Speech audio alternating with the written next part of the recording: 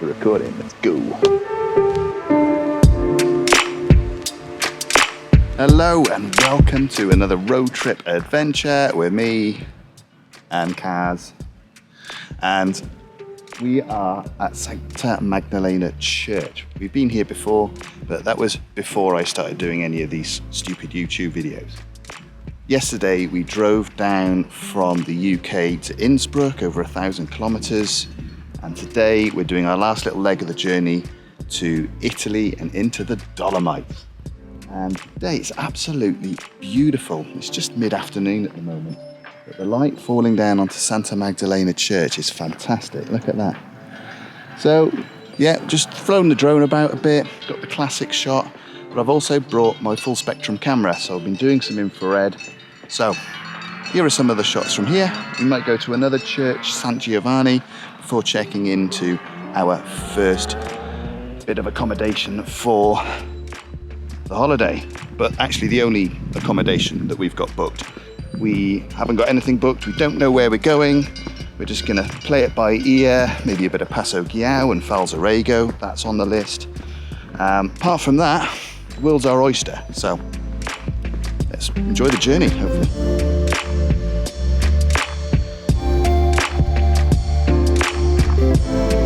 I'm sure you've seen thousands of shots from here, but this is my take on Santa Magdalena Church, creating extra depth as if there wasn't enough with Sacida in the background, using some grass for bokeh.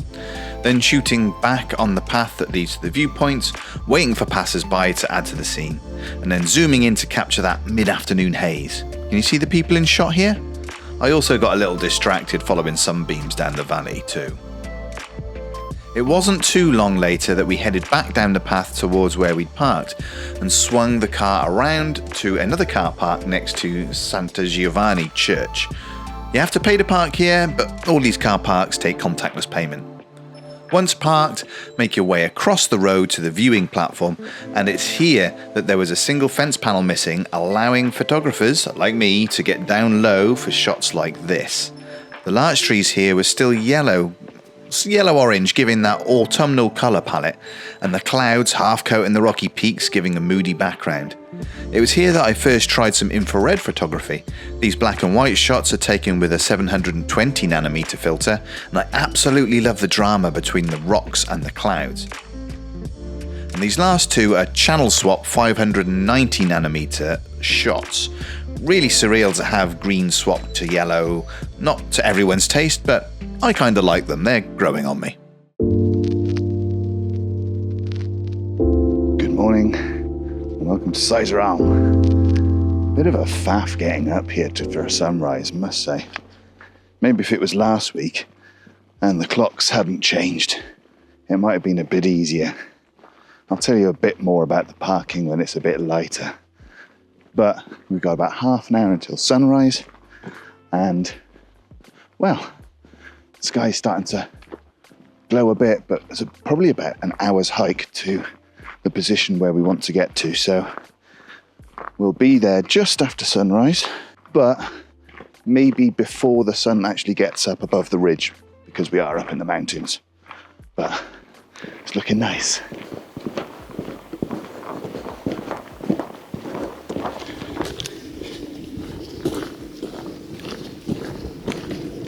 Well, we're still walking in this beautiful morning light.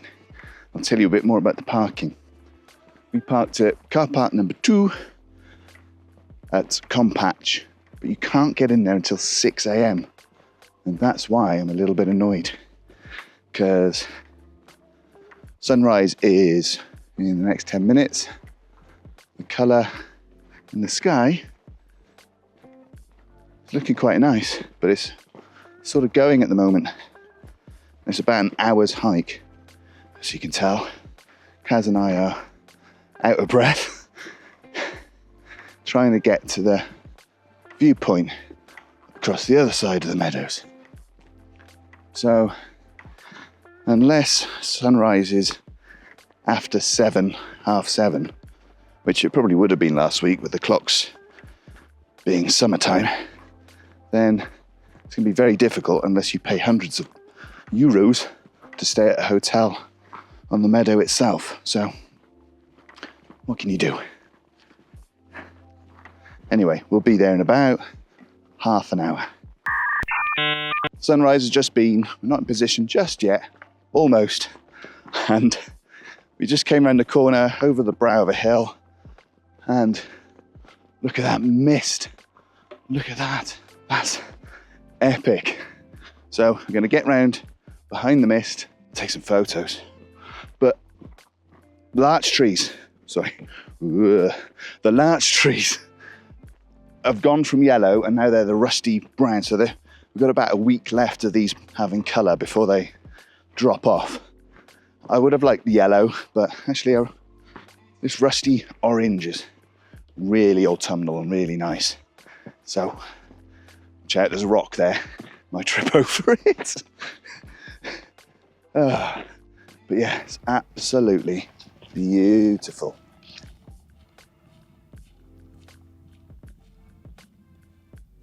We're in position finally. Sun hasn't come up above the horizon yet, but it has come up. So, but like I was saying, the frost has turned into fog, and look at it, it's amazing.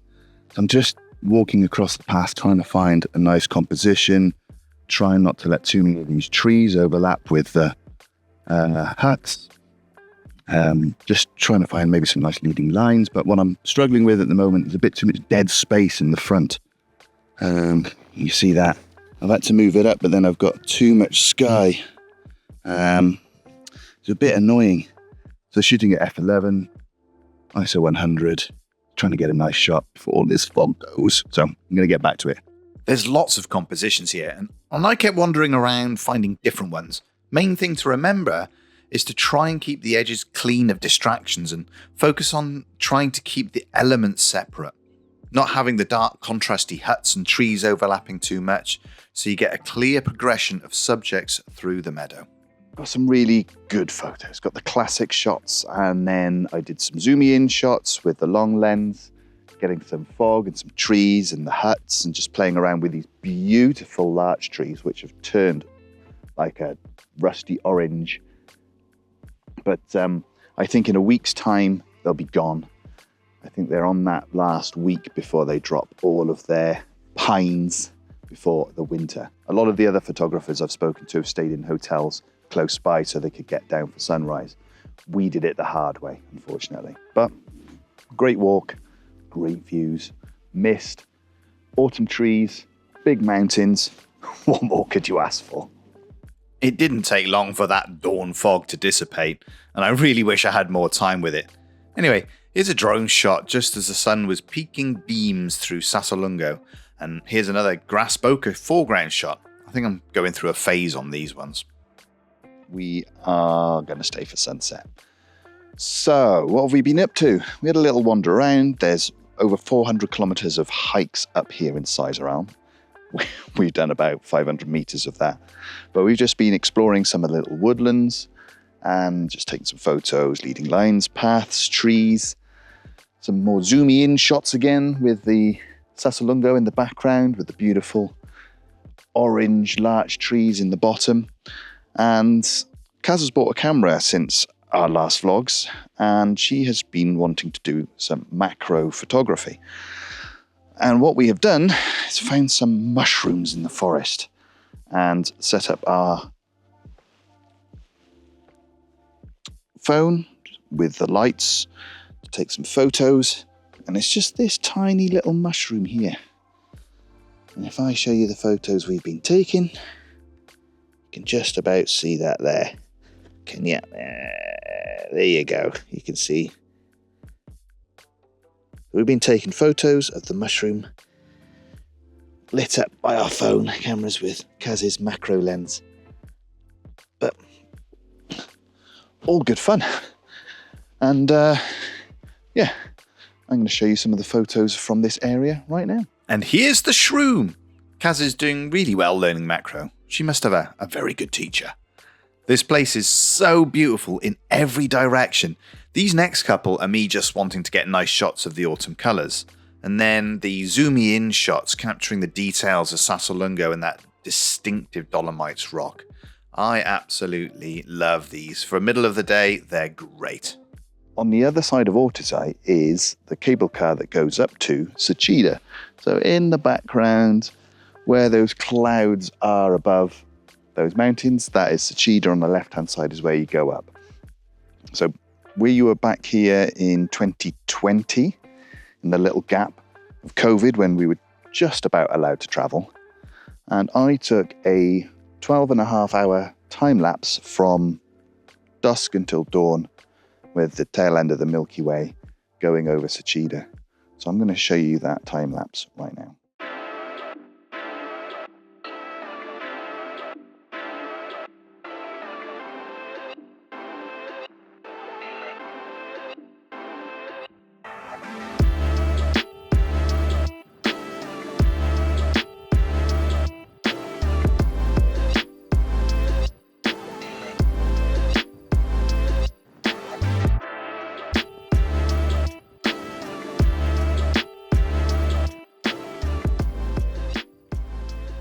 Just getting in position for sunset.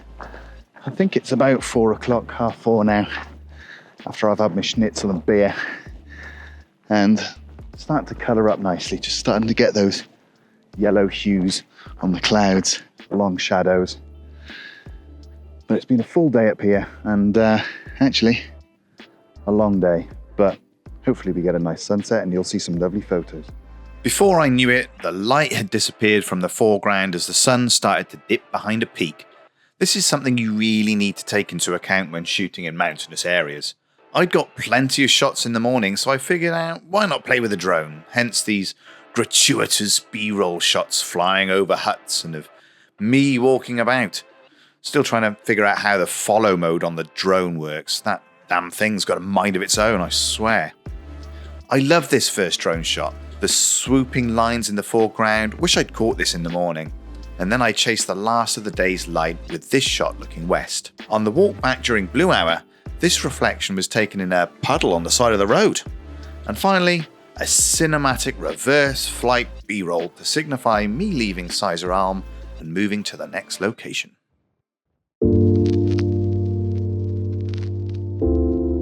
Good morning, Borida, buongiorno. Today we're on the Falzarego Pass. Behind me, I think you can see, that is Sastastria.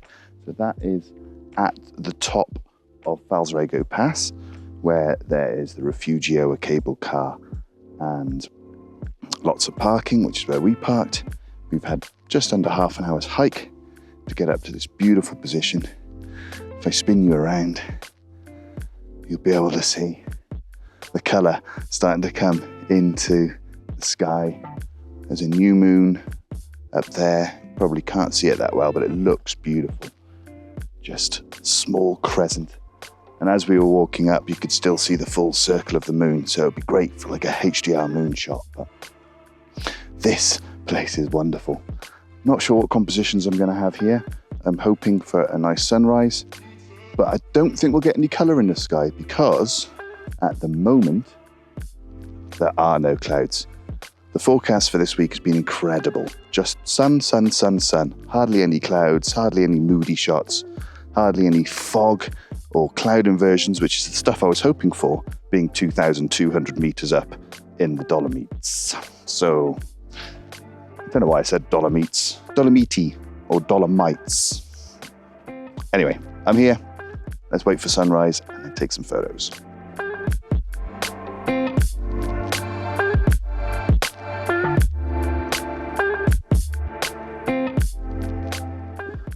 What a morning. It is 9:15 now, and we've had some amazing light. The light's just getting a bit harsher now, so photography-wise, options are getting a little bit limited. But the colours in the sky were unbelievable. Didn't get many clouds, so we just had the gradients in the sky. There's a few little clouds coming over now, but that's about it. I've done some focus stacking, I've done some drone flying, and honestly, some of this B-roll I think is going to be pretty unbelievable. I got some sunbeams coming through the back of Cinque Torre. We can't quite see it from where we're standing at the moment, on the right-hand side of Passo Falzarego, as you're looking towards Cortina. But I flew the drone round and the sun was behind it, the sunbeams coming through all of the towers of Cinque Torre, and I'm going to show you some photos now before we head probably either up the path to explore a bit more or back to the car where there's a thermos full of coffee waiting to be drank. I couldn't actually see Cinque Torre from where I was standing until I caught a glimpse of it on the drone controller. I didn't realise until I got home that there were people who had climbed the towers too. Makes this B-roll even more epic. These first 4 shots are all from the drone, and I'm loving the dual lens on the DJI Air 3. The first shot is with a 24mm lens and the next 2 are with a 3x or 70mm lens. These shots were very difficult due to the lens flare I was getting, and I've tried my best to remove it in the edit, but it wasn't easy. Now back to Passo Falzarego, and I spent the morning working on my foreground game. Background was sorted with either the valley to the east or Sastastria to the west, and midground covered with trees. There were lots of rocks, old walls and shrubs to work with, and I'm really happy with how these turned out actually. But what do you think of these foregrounds? Do you like them? The previous evening we'd been for a drive to scout Passo Falzarego and Giau for sunrise locations, and for once there were some moody clouds in the sky. I couldn't help myself but to pull over to the side of the road and take advantage of the golden light. The larch trees at this altitude had all but given up for winter, with the odd tree still orange, but with the light this good it really made up for it.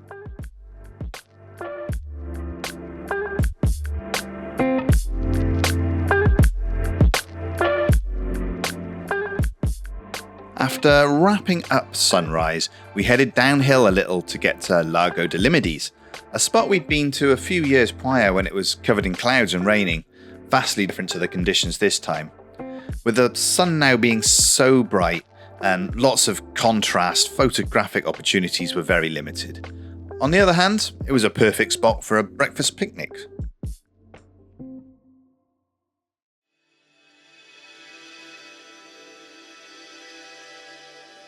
Okay, here we go.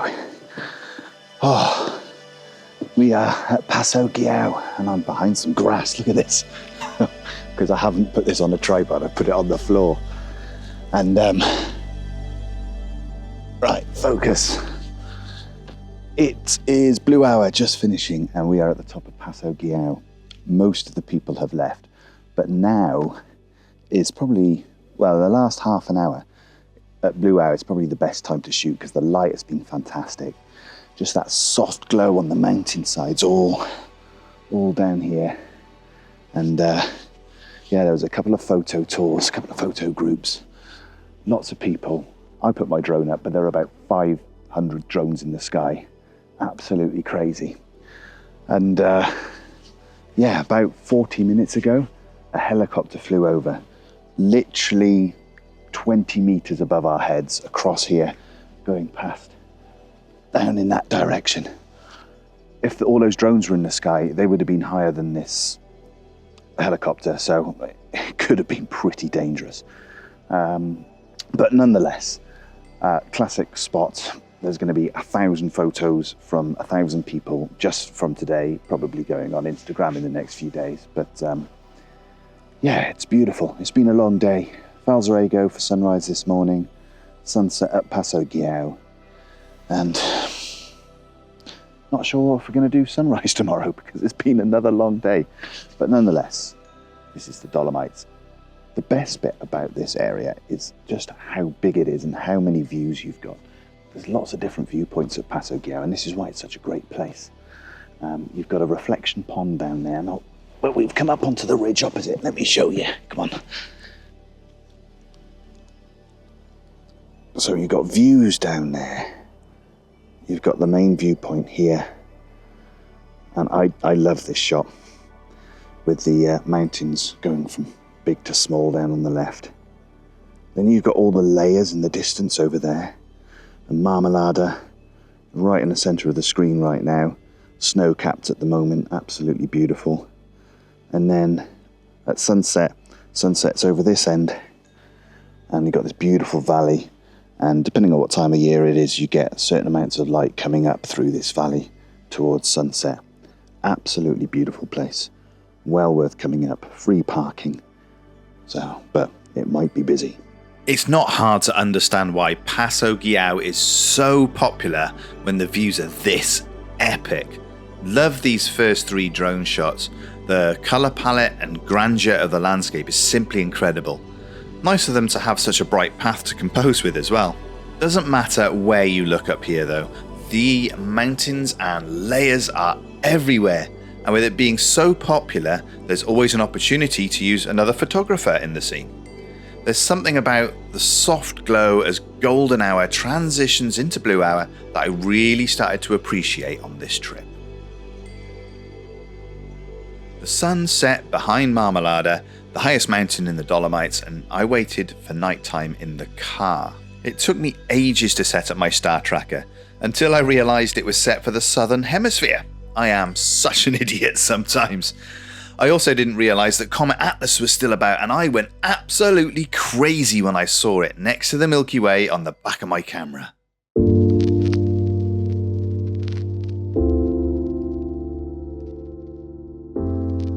So I'm at Belvedere Segantini Refugio, which is just behind me, I think. Can you see it?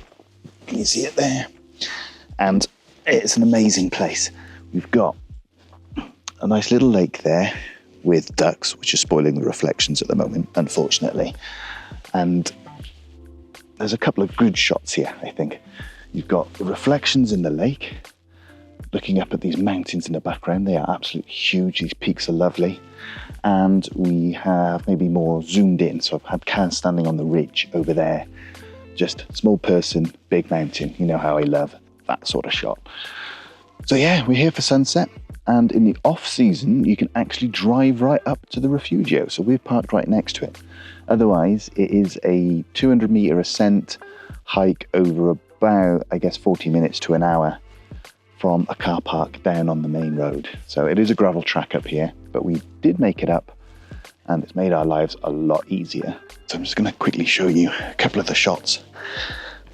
It's busied up for sunset. There's a lot of people here, as you might be able to see.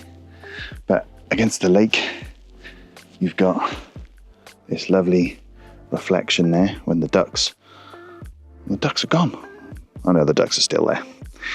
Up to these mountains in the background, or you get people I got Kaz standing on that ridge and I was shooting from this direction over towards this lovely sort of triangular peak. Nice minimalist shot. What I love about this location is the sheer scale of the mountains. They run from north on the left to south on the right. The sun rises behind them, but bathes the peaks in golden light at sunset, which is what everyone was there to catch, along with the reflections when the ducks pissed off for a bit. You're still quite high up though, so look around for some layers as the sun sets as well. Just going to do a quick update on my phone, and that's blown out now. Come on, stay like that. Beautiful colours, everyone's gone. And blue hour is the best time. The light is just so soft. Look behind me, how beautiful that looks. And if I just pop this on and show you what I'm getting, it's amazing.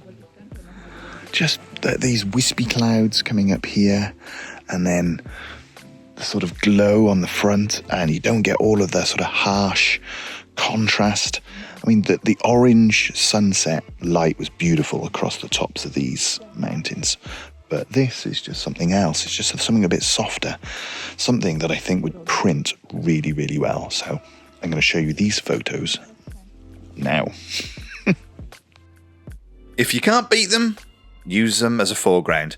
I certainly found a new appreciation for blue hour on this trip. No harsh shadows, soft glow for beautiful tones and colours. It is definitely worth sticking around for. If this shot makes it into the cut, it means we're at the end of the first Dolomites Italy road trip video, and we have just booked 4 nights in Slovenia. So we got a 4.5 hour drive, and we're going to stop by Lake Bled and just go and explore Slovenia, because the weather here has been blue and sunny and not quite the cloud inversions and fog and moodiness that I was hoping for. Maybe we'll stop back in the Dolomites on the way back and you'll get a second Dolomites video. But for now, it's bye from the Dolomites and this beautiful balcony.